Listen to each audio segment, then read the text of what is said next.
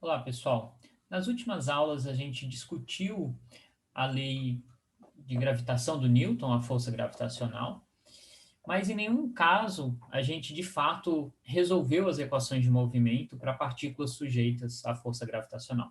Isso porque a gente vai ver que, exceto no caso mais simples, em que a órbita é circular, a resolução dessas equações não são muito simples. Tá? Então, nessa aula e nas demais, a gente vai desenvolver todo um formalismo, que na verdade é válido para forças centrais em geral, não só a força gravitacional. E aí depois a gente vai, né, depois de fazer todos esses passos, a gente vai conseguir, de fato, obter as trajetórias para partículas sob ação da força gravitacional. Tá? Mas o formalismo também vai ser válido para outros tipos de força. Mas a primeira coisa que eu quero discutir com vocês é como, né, trabalhar com esse sistema de duas partículas sentindo essa interação. Né? Então, imagina que é o sistema mais simples possível. Então, eu tenho aqui duas partículas, certo? E elas sentem uma força gravitacional.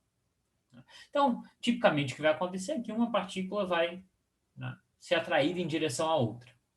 Né? A gente sabe que se essas partículas tiverem uma certa velocidade inicial, um certo momento angular, elas vão girar uma em relação à outra, certo?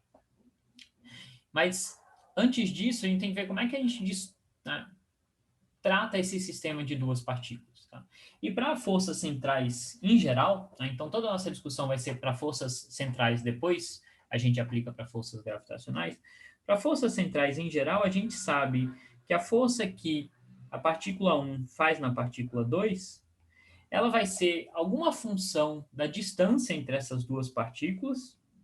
No caso da força gravitacional, essa função vai com 1 sobre a distância ao quadrado, e ela aponta na linha que liga as duas partículas. Né? Então, vou definir, né, essa linha, a gente já viu que a gente pode escrever como um versor definido pelo vetor diferença das posições entre as partículas. Certo? Então, isso daqui é um versor que aponta nessa direção aqui. Tá? Então, eu incluo esse fator só para, né, dizer em que direção a força está atuando, e eu tenho que esse Rzinho é justamente a diferença entre esses dois vetores, ou a distância entre as duas partículas. Né? E eu sei que isso daqui vai ser menos a força que 2 faz em 1. Né? Então, a força que 1 faz em 2 é oposta à força que 2 faz em 1. A gente vai assumir que a terceira lei de Newton é válida. Né? Se eu quisesse resolver esse problema, né, o que eu teria que fazer? Eu teria que aplicar as leis de Newton. Só que qual que é a complicação adicional aqui? Bom, se eu estou com as duas partículas e realmente elas só estão sofrendo essa força gravitacional, as duas vão se mexer. Certo? Então, eu não posso assumir que uma está parada e que a outra está se deslocando. Né? Se eu só tenho essas duas forças, as duas vão se deslocar. Então, se eu escrever aqui as equações de movimento, eu tenho que incluir as equações de movimento para as duas partículas. Certo? Então, para a partícula de massa m2, ou para a partícula 2, eu teria massa vezes aceleração, que eu vou escrever como, né, segunda derivada do vetor posição, igual a força que 1 faz em 2. Tá? E para a partícula 1, eu vou ter massa 1 vezes a aceleração da partícula 1, igual a força que 2 faz em 1, que eu sei que é o oposto da força de cima, ela aponta na direção oposta. Tá? E essas duas forças dependem, como a gente viu, né? Essas forças dependem das posições das partículas, e as posições das partículas estão mudando com o tempo. Né? Então, isso é um sistema de equações acopladas, né? Porque essa força aqui depende tanto de R1 quanto de R2. Tá? Então, eu teria que resolver essas, né? Como são equações em 3 dimensões, eu tenho aqui 3 equações para cá, 3 equações para cá. Então, eu tenho 6 equações diferenciais. Como eu falei para vocês, equações diferenciais acopladas, porque para eu resolver essa daqui, eu preciso conhecer R1 de T, né? E vice-versa. Tá? Então, né, isso parece um problema super difícil, mas tem um método que nos permite simplificar muito esse problema, né? E desacoplar essas equações. Tá? Então, esse método é através da definição de novas variáveis, são chamadas de distância relativa e coordenada do centro de massa. Então, obviamente, tem toda uma motivação por trás dessas definições, mas para a gente aqui, o importante é que essa vai ser uma redefinição de variáveis que vai nos permitir resolver de maneira mais simples essas equações diferenciais. Tá? Então, as minhas definições são essas daqui. Eu chamo de coordenada relativa a diferença entre a posição da partícula 2 e a 1. Né? Obviamente, eu posso definir com sinal oposto, tanto faz, é só a minha convenção aqui. E eu defino como coordenada do centro de massa essa combinação aqui de vetores. Né? Então, o vetor R2 pesado pela massa M2, o vetor R1 pesado pela massa M1, dividido pela massa total. Né? Então, isso daqui tem também dimensão de posição. Por que eu faço isso? Porque agora, se eu analisar qual que é a aceleração do centro de massa, certo? Então, vamos supor que eu queira escrever uma equação para a aceleração do centro de massa. Bom, é a segunda derivada, né, desse vetor R. Então, eu calculo a segunda derivada da minha expressão do lado direito, né, da definição do meu vetor R. Então, vai ser M2, M1 mais M2, segunda, deixa eu escrever isso de uma maneira um pouco diferente. Vou escrever isso como 1 sobre M1 mais M2. Aí eu vou ter M2, aceleração da partícula 2, mais M1, aceleração da partícula 1. Mas se a gente olhar para as equações de movimento que a gente tinha acabado de escrever, né, isso daqui nada mais é do que a força que 1 faz em 2, e isso daqui nada mais é do que a força que 2 faz em 1. Essa é a segunda lei de Newton para cada partícula. Mas a gente viu que essas forças são opostas. Ou seja, isso aqui dá zero. Então, para essa coordenada do centro de massa, eu tenho uma equação super simples, está me dizendo que a aceleração do centro de massa é nula. Então, eu já sei resolver. Né? Então, a gente sabe que a trajetória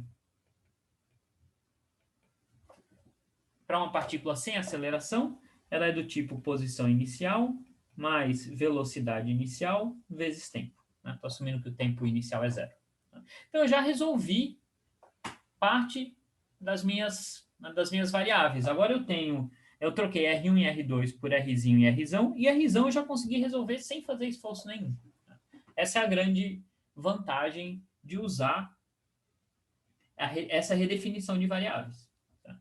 E aí aqui a gente já vê uma coisa que para eu conhecer qual é a posição do centro de massa em função do tempo, eu preciso das condições iniciais. Tá? Então aqui eu já tenho 6 condições iniciais. Eu sei que no meu problema original, com R1 e R2, eu tinha 2 partículas, então eu preciso saber, né, para resolver as equações diferenciais, eu preciso saber onde elas estavam e qual era a velocidade delas no momento inicial. Né? Então eu tinha 6 mais 6, 12 condições iniciais. Aqui a gente trocou essas 12 condições iniciais para 6 condições iniciais para esse vetor R, e a gente vai também usar 6 condições iniciais para o vetor Rzinho, né? Ou seja, o vetor Rzinho no instante inicial e essa vetor Rzinho ponto, a velocidade relativa, no instante inicial. Tá? Então, agora vamos... Então, o vetor Rzão é simples, agora vamos ver como é que fica a equação diferencial para o Rzinho. Certo? Então, para eu escrever essa equação diferencial, eu vou considerar, vou deixar essa expressão aqui por enquanto, eu vou considerar, vai parecer talvez sem motivação, depois a gente vai entender por quê, eu vou considerar essa expressão aqui, M1 vezes M2, M1 mais M2, vezes a segunda derivada do Rzinho. A gente já vai ver por que esse produto de massas aí na frente. Tá? Então, se eu fizer isso, eu tenho M1 vezes M2 sobre M1 mais M2. Aí aqui eu vou ter, se eu calculo a segunda derivada de Rzinho, vai ser a segunda derivada de R2 menos a segunda derivada de R1. Tá? Só que, de novo, isso daqui é quase a força, né, que 2 sofre, mas é, na verdade, a força dividido pela massa M2. Então, isso aqui é F que 1 faz em 2 dividido por M2. Tá? E essa aqui é a força que 2 faz em 1 dividido por M1. Estou de novo usando a segunda lei de Newton para a partícula 1 e para a partícula 2. E de novo a gente vai usar que isso aqui é menos F12 sobre M1. Então, o que eu... Agora essa equação vai simplificar bastante. Tá? Então, o lado direito aqui eu posso escrever como M1, M2, M1 mais M2. Eu vou colocar esse vetor F12 em evidência, certo? Então, eu vou ter aqui 1 sobre M2. Aqui eu tenho esse menos com esse menos aqui, né? Porque é esse vetor que eu vou colocar em evidência. Então, eu vou ter mais 1 sobre M1. Tudo isso aqui, então, multiplicado por o vetor F12. Tá? E aí, se eu simplificar essas duas frações aqui, no numerador vai dar M1 mais M2, que é exatamente o que eu tenho aqui, e no denominador vai dar o produto das massas, que é justamente o que eu tenho aqui. Então, por isso que eu incluí esse fator aqui, porque isso daqui vai me dar 1. Tá? Então, eu chego na seguinte equação simplificada.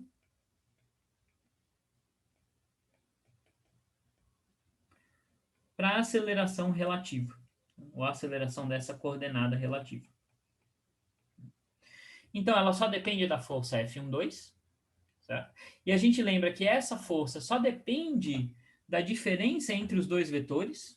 Então, ela só depende de Rzinho. Tá? Então, deixa eu escrever explicitamente aqui. Essa força a gente sabe que só depende de Rzinho, porque Rzinho é justamente a diferença entre os vetores.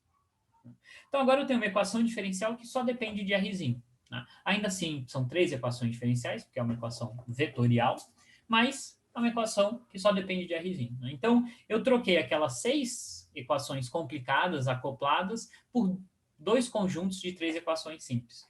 Uma a gente resolveu diretamente, é trivial para o centro de massa. A outra é a equação difícil que a gente tem que resolver. Mas a gente já simplificou bastante o problema. Tá? Aí a gente faz algumas definições adicionais. A gente define o que a gente chama de uma massa reduzida, que é justamente essa combinação de massas que apareceu aqui. Então, se a gente analisar, a gente vê que isso tem dimensão de massa, né, porque é um produto de massas dividido por uma soma. Então, isso tem dimensão de quilos em SI. A gente chama isso de massa reduzida. E a gente lembra que a força 1, 2, a gente podia escrever como uma função que só depende da distância, só depende do Rzinho, vezes aquele vetor, né, que era R2 menos R1 sobre módulo de R2 menos R1, mas isso é justamente, né, igual a esse vetorzinho R dividido pelo módulo dele. Então, isso daqui é F de R, R chapéu. Então, se eu fizer, né, usando esses resultados, agora a gente consegue escrever de uma maneira ainda mais simples a nossa equação de movimento, que vai ser massa reduzida vezes aceleração relativa igual a um F de R, R chapéu. Tá? Então, esse daqui é a equação que a gente vai ter que resolver. Tá? Então, para todos os efeitos, a gente pode considerar que essa equação aqui é a equação de uma partícula. A gente pode esquecer que isso veio de 2 partículas, né? Mas para todos os efeitos a gente tem essa equação diferencial que é idêntica à equação de uma partícula de fato sujeita a uma força central. Tá? Para resolver essa equação, a gente vai precisar de condições iniciais, como eu já adiantei para vocês. Né? A gente viu que a gente tinha 12 condições iniciais originais para a posição e velocidade da partícula 1 e 2, e a gente vai trocar isso, né, ou é equivalente, a gente usar condições iniciais para o centro de massa e para a coordenada relativa. Tá certo? E tudo bem, né? Se eu resolver equação do centro de massa a gente já conhece, né? A trajetória do centro de massa a gente já conhece, é a trajetória de uma partícula livre. Se eu conseguir encontrar a trajetória da coordenada relativa, eu consigo facilmente inverter essas relações e descobrir qual é a trajetória de cada uma das partículas, né? Então, partícula R1 vai ser coordenada do centro de massa subtraído desse termo, a partícula R2 vai ser coordenada do centro de massa somado desse termo. Tá? E aí, o que é interessante aqui? É interessante a gente analisar o que acontece se uma das partículas é muito pesada, que é o caso de interesse em diversos sistemas, né? Por exemplo, interação Terra-Sol, o Sol é muito mais pesado que a Terra, né? Eu tenho duas partículas, de fato, e a gente sabe que por serem dois corpos esféricos, a gente pode tratar elas como duas partículas pontuais, mas uma, que é o Sol, tem uma massa muito maior do que a Terra. Então a gente esperaria que, né, o Sol praticamente não sentisse essa influência da Terra. Certo? Então vamos ver o que acontece se a gente assume isso daqui. Né? Então, se M1 é muito mais pesado que M2, então M1, por exemplo, seria o Sol e M2 a Terra, a gente chega no seguinte resultado. Tá? Essa coordenada, né, se eu olhar para esse termo aqui, tá, eu vou ter M2 pode ser desprezado com relação a M1, então eu vou ter aqui M2 sobre M1, que é um número bem pequenininho. Então, nesse caso, a minha coordenada R1 vai ser aproximadamente a coordenada do centro de massa. E a minha coordenada R2, de novo, M1 é muito maior que M2, então eu posso desprezar o M2. Eu vou ficar com M1 sobre M1. Então, a minha coordenada R2 vai ser aproximadamente centro de massa mais Rzinho de T. Como é que a gente visualiza esse resultado? A gente teria uma situação assim, certo? Então, aqui a minha partícula 1 seria o Sol, que estaria se deslocando com uma velocidade constante. Pode estar parado também, né? Depende das condições iniciais, mas eu teria o Sol aqui meio que se deslocando com uma coordenada, com uma velocidade constante, seguiria o centro de massa. E eu teria a partícula 2, né? Se a gente olhar qual que é a posição da partícula 2, é a posição do Sol mais a posição relativa. Né? Então, se eu sei qual é o movimento dessa coordenada relativa aqui, certo? Isso vai me dar qual o movimento em torno do Sol. Então, imagina que eu tenho o Sol deslocando e a coordenada relativa, vamos supor, só para simplificar, é um movimento circular. O que isso está me dizendo para a posição, para a posição da partícula 2? Significa que ela está girando em torno do Sol, mas o R2 é justamente a posição dela com relação à origem do sistema de coordenadas. Né? Então, eu tenho o Sol deslocando e ela deslocando, rodando em torno do Sol. Tá? Então, a posição dela vai ser a posição do Sol mais essa posição relativa.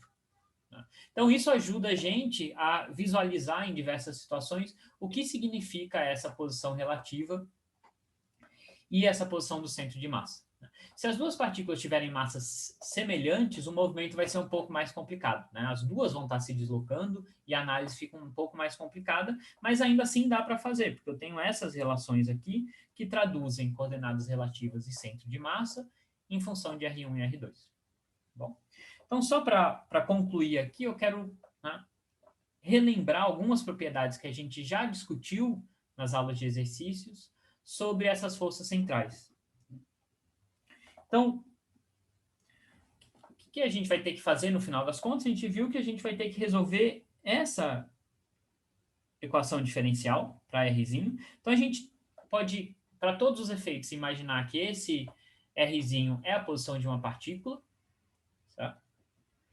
Não interessa de onde veio esse Rzinho, ele pode ser uma posição de uma partícula. E aí eu tenho massa vezes a aceleração dessa partícula é igual a uma força central. Né? Então, ela está sentindo a força, ela está sob o efeito de uma força central. E a gente já analisou esse sistema e a gente viu que tem diversas consequências para uma partícula sujeita a uma força central? A primeira delas, uma das mais importantes, é que o momento angular é conservado. Notem que eu estou definindo o meu momento angular como a massa, agora a massa reduzida, R vetor V. Esse R, se a gente quiser fazer a conexão com o sistema de duas partículas, é a distância relativa, e esse V é a velocidade relativa, é o R ponto. Tá? Então, a gente vai discutir esse Rzinho como se fosse uma partícula o tempo inteiro, mas se a gente quiser voltar para o nosso sistema inicial de duas partículas, a gente tem que lembrar que esse Rzinho, na verdade, é a distância entre elas. Tá? Mas para todos os efeitos, a gente pode pensar que é a posição de uma partícula. Então, esse momento angular é conservado. A gente viu que esse R, né, a trajetória que esse R vai fazer, né, que essa partícula vai fazer, ela está sempre em um plano, então o movimento é bidimensional, e esse plano é perpendicular ao momento angular. A gente mostrou isso. Eu sei que a energia total vai ser conservada, porque a força central ela é uma força conservativa, certo? Então, eu posso definir uma energia potencial. E aí, por último, a gente viu que a gente pode reescrever essa energia total da seguinte maneira. Então, a gente pode escrever ela em termos de uma energia cinética radial. Então, esse Rzinho ponto não é o R vetor, é de fato o módulo do R. Mais um potencial efetivo, que pode ser escrito dessa maneira. Né? Então, essa energia cinética aqui, a gente mostrou que a gente consegue quebrar ela em dois termos. Esse aqui, mais esse daqui. Como L é constante, isso aqui é um parâmetro, certo? Que define, por exemplo, as condições iniciais do sistema. Então, eu tenho justamente esse potencial efetivo. Então, a minha energia total, ela pode ser escrita só em função de R ponto e Rzinho. É quase como se fosse um movimento unidimensional. E a gente viu que a gente pode analisar esse potencial efetivo para entender qualitativamente o movimento. Então, por exemplo, se esse potencial for potencial gravitacional, tá? For do tipo 1 sobre R, esse potencial efetivo vai ter essa cara aqui. E aí eu tenho algumas possibilidades, né? Se a energia estiver aqui em cima, o que eu vou ter? Eu posso ter uma partícula que vem aqui, chega a ter um R mínimo e volta e escapa para o infinito. Então, seria uma partícula, por exemplo,